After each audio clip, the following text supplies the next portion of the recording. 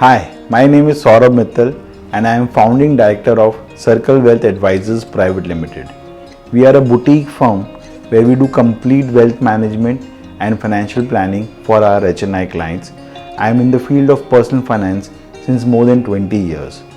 In this video, I am going to talk with you about health insurance, which is one of a very important risk mitigation tool or three pillars of risk mitigation, the other two being life insurance and emergency fund.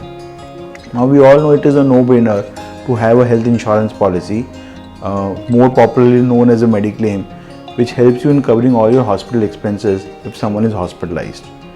Now, what are the different kind of health insurance policies that you can buy? Easily you can divide in two kinds of health insurance policy. One is a individual policy. In an individual policy, as the name suggests, you can buy an individual cover for yourself or the other family members, and you can also choose the amount of cover. It can be same or different for different family members. The other way, or the most popular way of buying a health insurance policy, is a floater policy, and as the name suggests, the cover floats amongst the family members. So you buy one cover. So suppose you buy a cover of say 50 lakh rupees, all the family members whose names are included in the policy, each of them will be covered for the 50 lakh rupees, and you can put a claim on hospitalization of any of these members up to 50 lakh rupees in a year. In our experience, generally a floater policy is much more efficient and will cost you much more lesser as compared to an individual policy. Now, very important question to ponder on is how much should be the amount of insurance cover in your health insurance policy. Now, like life insurance, there is no one single rule or a calculator that you can use for determining what is the amount of health insurance. But we all know that the hospital expenses are going up. There is a huge amount of inflation which hospital expenses face, and they keep on going on every year. So it is always beneficial to take as much high policy as you can afford. In our experience, you should have a minimum cover of at least 10 lakh rupees, and you should aim of increasing it every year and increase it to up to at least 25 to be on the minimum side, or on a comfortable side up to 50 lakh rupees at the age of 40. Now, why age of 40 is so important? In India, a lot of people get diagnosed with different type of lifestyle diseases like hypertension and diabetes, which are more prevalent after the age of 40. And it might be difficult for you to buy a new insurance or a fresh insurance policy after these diseases are diagnosed. So try and increase your insurance cover as much as possible before the age of 40. Another question that a lot of people get asked is that should you buy your own insurance cover since your employer is already covering it? Now your employer might be giving you one of the best policies or the features that are available in health insurance, but we strongly feel that you should buy your own health insurance. There are a couple of reasons for that. First, very most important reason is that you might be switching jobs and you might be between jobs, or you might choose to take sabbatical in the future. When you are in between jobs and you are not employed with any one particular employer, you are on your own, and if in these times if you or any of your family member is hospitalized, then no insurance cover from employer will be useful. It actually happened with one of my clients where he was between jobs, and at that time his wife got hospitalized and he had to bear all the expenses from his own pocket. Second, more importantly, if someone is diagnosed with a critical illness, it might leave that person unemployable. So there are various prolonged diseases like cancer where you have to undergo chemotherapy, or maybe there are some kidney related issues where you might have to undergo dialysis. In those cases, the diseases and the treatments are very, very prolonged, and it might leave a person unemployable. So if someone is not employed, how will the employer insurance be useful to them? And again, in these cases, the cover of your own, buying your own health cover might be very, very useful. Lastly, even if these things don't make sense, remember that ultimately you're going to retire at some point in time. And if you are diagnosed with any kind of lifestyle disease at the time of retirement, it will be impossible to you to buy a fresh health insurance policy at that time when it is most needed at older age at the time of retirement. And also you have to remember that it is not a very, very expensive affair these days.